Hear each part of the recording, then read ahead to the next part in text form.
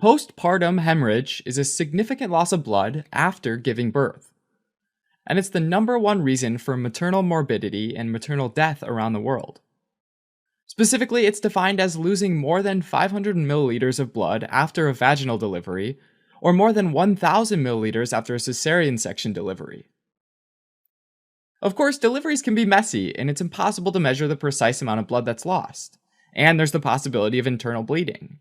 So additional criteria to consider for postpartum hemorrhage include a decrease of 10% or more in hematocrit from baseline, as well as changes in the mother's heart rate, blood pressure, and oxygen saturations, all of which suggest a significant blood loss.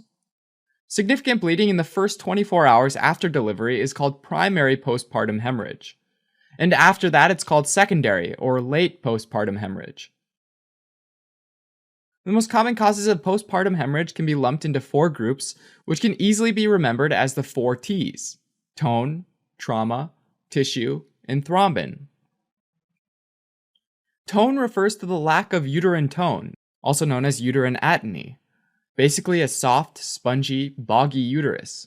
And this is the main cause of postpartum hemorrhage, generally resulting in a slow and steady loss of blood. Now, the uterus is a muscular organ wrapped by 3 layers of smooth muscle, called the myometrium, which contracts during labor to dilate and efface the cervix and ultimately push out the fetus and placenta. After delivery, the myometrium continues to contract, and this squeezes down on the placental arteries at the point where they're attached to the uterine wall, which clamps them shut, and therefore reduces uterine bleeding. And those contractions continue for a few weeks after delivery.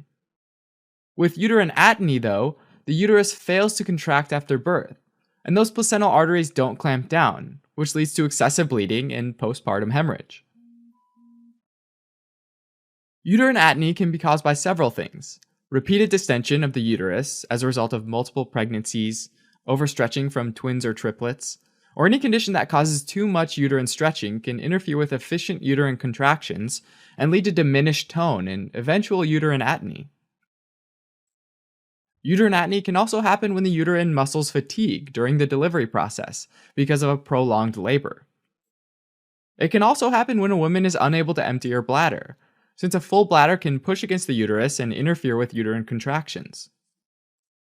Finally, some commonly used obstetric medications like anesthetics, especially halothane, as well as magnesium sulfate, nifedipine, and terbutaline can all interfere with uterine contractions and increase the risk of uterine atony. Uterine atony can be treated by fundal massage, or massaging the fundus, the upper section of the uterus, which is typically near the umbilicus right after birth. Fundal massage causes the smooth muscle in the uterine wall to contract and harden. If a full bladder seems to be interfering with contractions, then a woman can urinate or have a catheter placed if she can't void by herself. Medication to help firm up the uterus can also be given, and if necessary, the bleeding might be stopped surgically. Alright, the next T, trauma, refers to damage to any of the genital structures: the uterus, cervix, vagina, and perineum. This can include the incision from a cesarean delivery, incidental trauma from a baby coming through the vaginal canal, or trauma from instruments used in delivery. For example, the use of forceps, vacuum extraction, or an episiotomy, a small cut used to enlarge the vaginal opening, which can also cause unintended bleeding.